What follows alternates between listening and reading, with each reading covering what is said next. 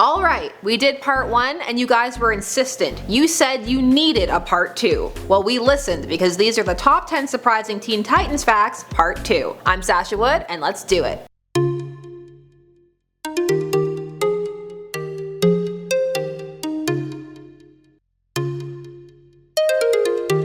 Number 10. Dick Grayson and Starfire nearly got married in New Titans number 100 in 1984, but their wedding was disrupted by Evil Raven, who murdered the priest before he could pronounce them man and wife. However, their relationship was already having problems before that, so it's probably for the best, but not for the priest. Number 9. The Titans got political in the late 60s and early 70s, with storylines that dealt with inner-city racial tension and anti-Vietnam protests. An arc beginning in issue 25 even saw the Titans giving up their superhero identities after the death of a peace activist, although this was a brief change. Speaking of identity changes brings us to number 8. It is during his time on the Teen Titans, specifically during the 80s run, that Dick Grayson transitions from being Robin into Nightwing. This marks a rare and key moment of a character actually progressing and aging in comics that has remained pretty consistent. Dick Grayson isn't going back to being Robin anytime soon. Number 7. Deathstroke's second son Jericho is a prominent member of the Teen Titans during the 80s, and the first character artist George Perez claims he created on his own. Jericho is unique in that while he is mute, he is also not given thought bubbles either, so his emotions and thoughts had to be conveyed entirely through the art. Some cross signals in at number 6. During the New 52 relaunch, the original Titans were retconned out of ever having been Titans, and were instead replaced with a new lineup featuring Red Robin,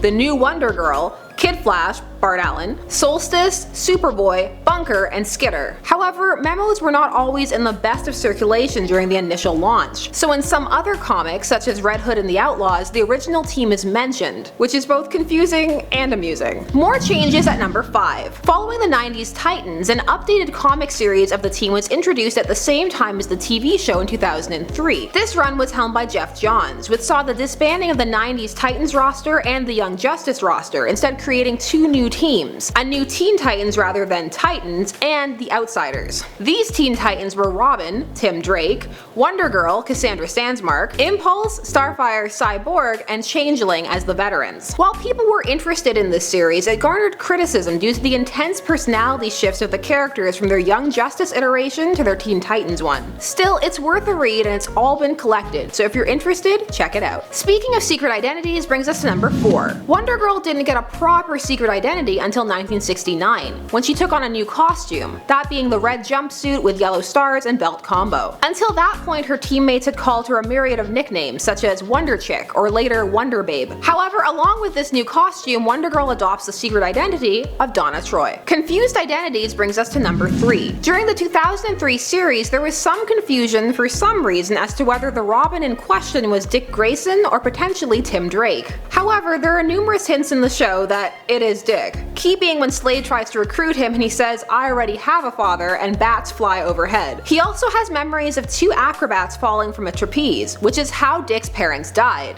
Tim's died too, but separately and after he had become Robin. The creator has never confirmed which it is, since he says he doesn't feel it's important. This is what I look like without my mask.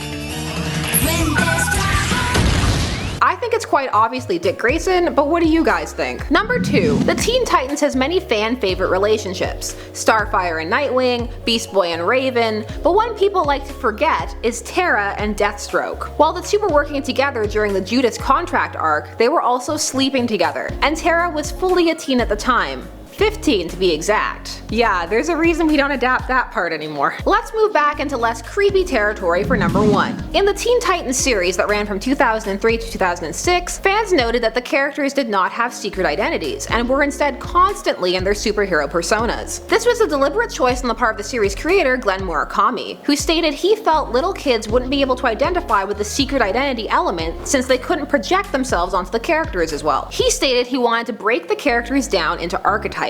Oh, there's the robot guy. There's the alien girl. There's the witch girl. There's the shape-changing boy. We just wanted it really clean like that. We wanted it like old Star Trek. We just wanted it simple. Well, it seemed to work because fans old and young loved the Titans, with or without secret identities. This is kind of broken in season 5 though, for all you nitpickers out there. We're all very proud of you, Garfield. Alright, so those were the top 10 facts about the Teen Titans Part 2. Even more facts. So many iterations of the Titans. This was fun. Let me know what other lists you guys want down below. I'm Sasha Wood. Thanks so much for watching Top 10 Nerd. Be sure to turn on that bell notification so you never miss another nerdy list.